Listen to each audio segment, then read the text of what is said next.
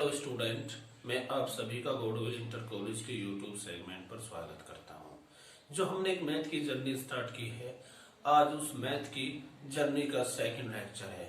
आपको पता होगा मैंने लास्ट क्लास में हेरोन के सूत्र पर कुछ डिस्कस किया था, उससे संबंधित एक क्वेश्चन भी हमने सोल्व किया था। आइए अब हम थोड़ा आगे बढ़े। आइए प्यारे बच्चों, हम क्वेश्चन नंबर 2 देखते हैं। जो मेरे पास क्वेश्चन नंबर 2 है, ये कहा है त्रिभुज का क्षेत्रफल ज्ञात कीजिए यदि त्रिभुज की भुजाएं 18 सेंटीमीटर, 24 सेंटीमीटर व 30 सेंटीमीटर है। और दूसरी बात, त्रिभुज की सबसे बड़ी भुजा के संगत लंब भी फाइंड आउट करना है। जैसा कि प्यारे बच्चों मैंने आपको लास्ट क्लास में बताया था, जब भी मुझे किसी त्रिभुज की 3 साइड गिवन होगी तो मैं वहां पर S, S minus A, S minus B, S minus C का फॉर्मूला यूज करूंगा। अब मुझे क्या है, अब मुझे त्रिभुज का क्षेत्रफल फाइंड आउट करना है। आपको सभी को मुझे पता है, ये बात याद होगी कि जब मैंने लास्ट क्लास ली थी तो मैंने लास्ट क्लास में आपको एक बात बताई थी, त्रिभुज का क्षेत्रफल क्या होता है, S, S minus A, S minus B और एस माइनस सी। और मैंने ये भी बात बताई थी, इस फॉर्मूले का हम जब यूज करेंगे जब हमें किसी त्रिभुज में तीनों साइड गिवन होगी। अब जो मेरे पास क्वेश्चन नंबर 2 है, इसमें ये एक साइड, दो साइड, तीन साइड, इसमें तीनों साइड गिवन है, तो हम यहाँ पर इस फॉर्मूले का यूज करेंगे। फॉर्मूले में इससे पहले एस फाइंड आउट करना होगा। और आपको पता है मैंने लास्ट क्लास में बताया था, जो मेरे पास एस होता है A plus B plus C by 2 होता है। यहाँ पर a प्लस बी सी क्या है, उस त्रिभुज की भुजाएं है। तो मेरे पास मैंने इसको a नाम दे दिया और इसको मैंने b नाम दे दिया और इसको नाम मैंने c दे दिया। जो आपका मन करे वो आप नाम दे सकते हो। अब मैंने a की वैल्यू, b की वैल्यू और c की वैल्यू यहाँ पर पुट कर दी। 18, 24 प्लस 30 बाई 2। अब आप एक बात देखो, 18 में मैंने 24 ऐड किया तो मेरे पास कितना आया, 42। और 42 में मैंने 30 ऐड किया, कितना आया, 72। और 72 अपॉन 2। और जब मैं 72 को 2 से भाग दे रहा हूँ, 2 तिया 6, 2 6 12, तो मेरे कितना है, 36। ये मेरे पास s की वैल्यू आई। अब एक बात देखो, यहाँ मेरे पास s की भी वैल्यू, जब मैंने इस फॉर्मूले में वैल्यू पुट की, s की वैल्यू कितनी है, 36। और आपको पता है s की वैल्यू 36 है, a की वैल्यू 18 है। 36 में से 18 गए, कितने बचे, 18। और इन मेरे पास 36, बी की वैल्यू कितनी है, 24। 36 में से 24 गए, बचे कितने, 12। इन मेरे पास है 36 और सी की वैल्यू है 30, कितने बचा, 6। और आपको पता होगा मुझे इनके पेयर बनाने की होगी, और आपको पता है पेयर बन तो मेरा काम हो जाएगा। अब एक बात देखो, ये मेरे पास है 36, मैं इसको ऐसे लिख सकता हूँ, ये है 18 और आपको पता है ये है 12 और 18 दूनी कितना होगा, 36। और यहाँ बचेगा, कितना बचेगा, यहाँ बच गया 6 और 6 गुणा 6 कितना होगा, 36। तो मैं अब यहाँ से क्या करूंगा, 6 और 6 12 आ गया और 6 6 36, 36 का 216। तो मैंने आपको लास्ट क्लास में बताया, जब भी हम क्षेत्रफल फाइंड आउट कर रहे हैं तो क्षेत्रफल की एक यूनिट होती है जिसको हम नाम देते हैं वर्ग इकाई। तो यहाँ पर क्या है, सेंटीमीटर, तो यहाँ पर होगा 216 सेंटीमीटर। इसको आप एक पार्ट सोल्व हो गया। अब आ जाओ सेकंड पार्ट पे। सेकंड पार्ट पे कहा त्रिभुज की सबसे बड़ी भुजा के संगत लंब फाइंड आउट कीजिए। जैसे मान लो मेरे पास ये एक त्रिभुज है और इसमें क्या है, ये मेरे पास 30 सेंटीमीटर है, ये मेरे पास 18 है और ये मेरे पास 24 है। तो ये कहा है कि इससे एक लंब डाल दिया, इसकी हाइट बतानी है। तो आपको एक बात पता होगा, मेरे पास क्या होता है, त्रिभुज का क्षेत्रफल। त्रिभुज का क्षेत्रफल आपको पता है 1/2 आधार गुणा ऊंचाई। मैं क्योंकि मुझे h फाइंड आउट करना है इसलिए मैं त्रिभुज का फॉर्मूला ये यूज कर रहा हूँ, 1/2। और अभी हमने चल लंबों पहले त्रिभुज का क्षेत्रफल फाइंड आउट किया, कितना है, 216। आधार मेरे पास कितना है, 30। 30 क्यों लिया, क्योंकि इसमें कहा है सबसे बड़ी भुजा, और आपको पता है 18, 24, 30 में सबसे बड़ी भुजा कितनी है, 30। तो आधार 30। h की वैल्यू मेरे पास मुझे फाइंड आउट करनी है। ई मैंने 2 थे, इसे काटा, कितना आया, 15। ई मैंने 15। अब क्या हो, मुझे x फाइंड आउट करना था, ये मेरे पास था मल्टीपल में, इधर जाके कहीं में जाएगा और डिवाइड में। अब मैंने इसको वो दिया डिवाइड, 15 एकम 15, यहां से बचे कितने, 6 ने जाकर बना लिया 66। एक 15 एकम 15 दूनी 30 थी 45 चौके 60, 6 बचा पॉइंट लगा जीरो दागे फिर होगा 60 तो 14.4। और आपको पता है एच क्या है ऊंचाई, और आपको पता है जब भी वन डायमेंशन हो तो क्या होता है सेंटीमीटर, तो एच की वैल्यू है 14.4 सेंटीमीटर। और यही हमें सिद्ध करना था। प्यारे बच्चों, जो हमने एक जर्नी स्टार्ट किया उस जर्नी का हम नेक्स्ट क्वेश्चन देखते हैं।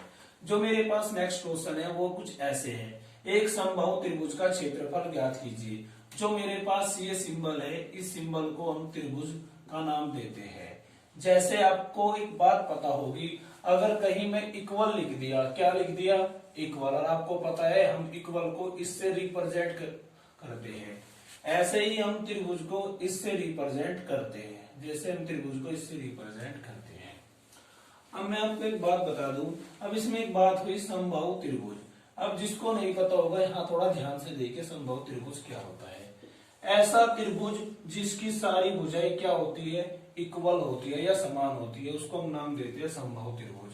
दूसरे लफ्जों में बोले तो अगर ये भुजा ए तो ये भी ए तो ये भी ए, अगर या एक्स तो या भी एक्स और या भी एक्स, मतलब ऐसी फिगर जिसमें क्या हो तीनों भुजाएं समान हो, उसको हम नाम देते हैं समबाहु त्रिभुज।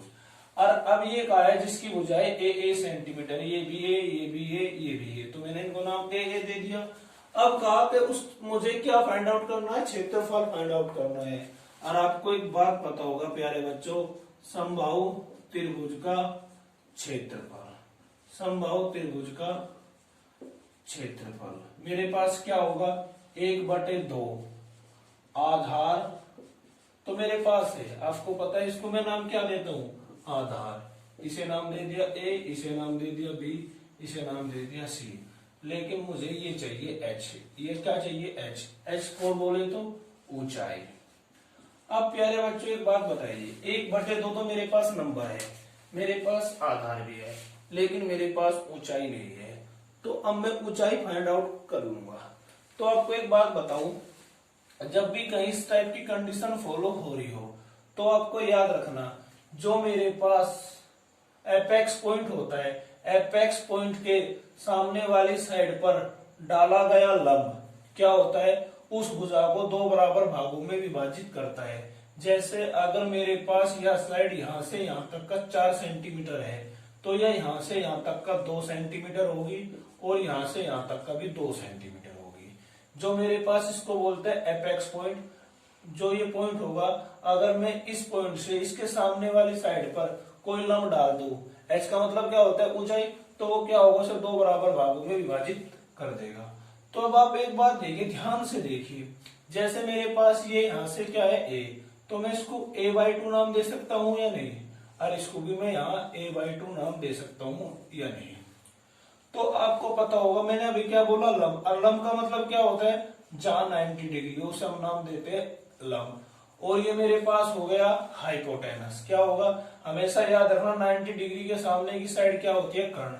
और एक साइंटिस्ट एक मैथमेटिशियन थे जिनका नाम था पाइथागोरस थ्योरम, उन्होंने एक प्रमेय दी पाइथागोरस प्रमेय, वो क्या थी मेरे पास कर्ण का स्क्वायर प्लस आधार का स्क्वायर प्लस लंब का होल स्क्वायर।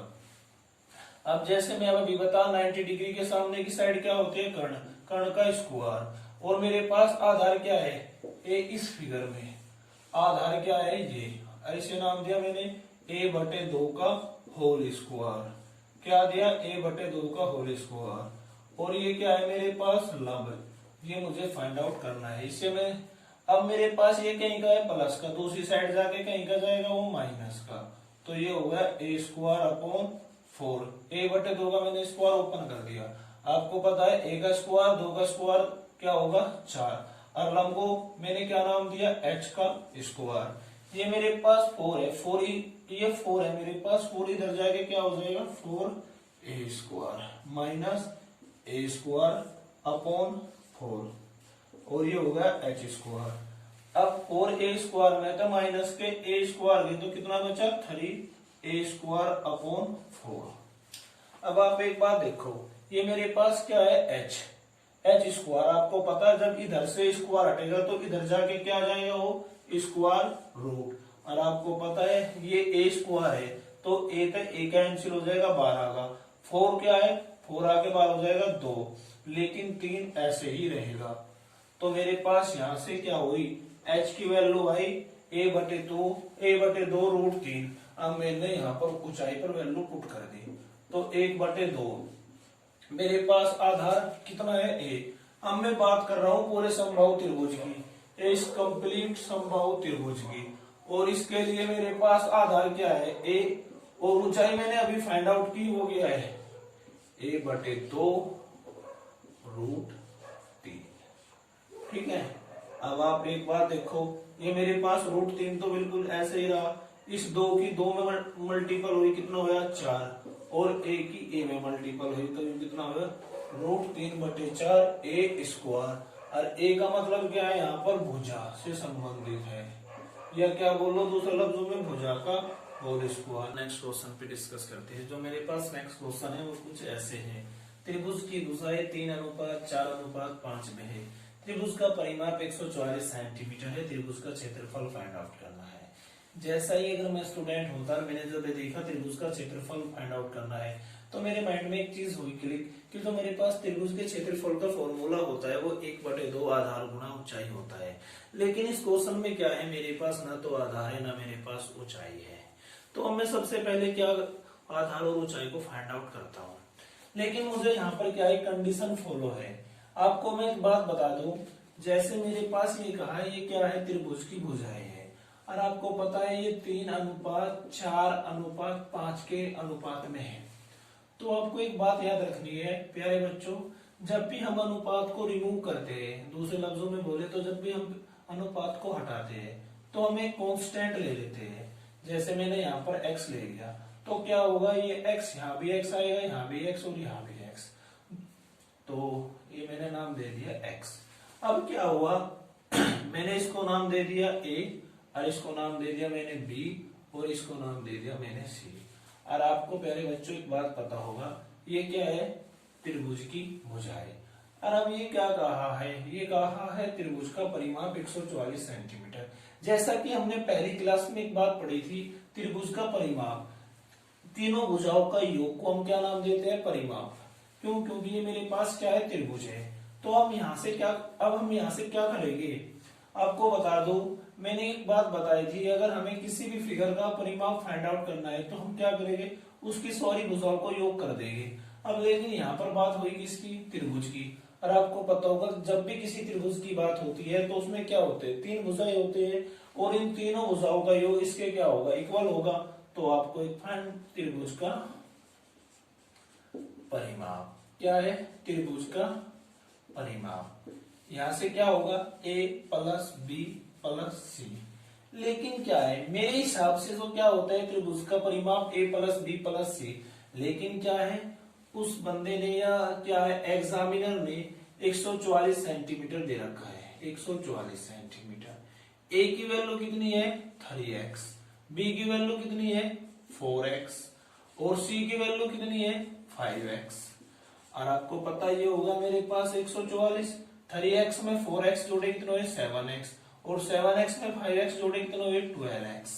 और आपको पता ये मेरे पास, अब मुझे x की वैल्यू फाइंड आउट करनी है। ये 12 किस चीज में, मल्टीपल में, इधर जाके कहीं में जाएगा वो डिवाइड में, तो मैंने इसको इसको कैंसिल, तो मेरे पास x की वैल्यू कितनी आई, 12।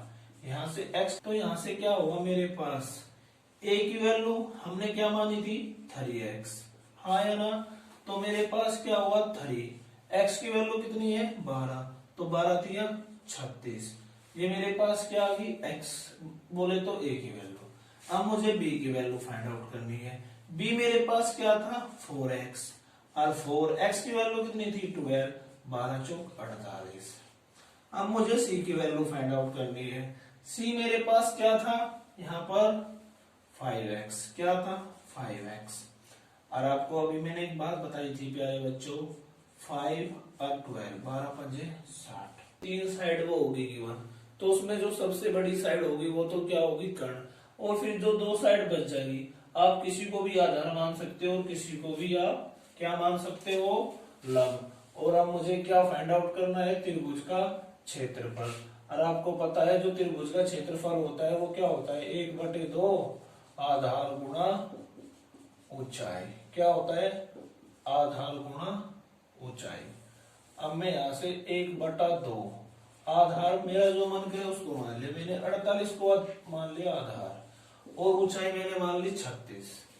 तो मैं क्या किया यहाँ से, अब मैंने इसको यहाँ से सोल्व किया, और जब मैं सोल्व किया तो 2 2 जा 4 और 2 4 जा 8, तो यहाँ क्या आया 24 गुणा 36। जिसका मल्टीपल नहीं आती वो और देखो।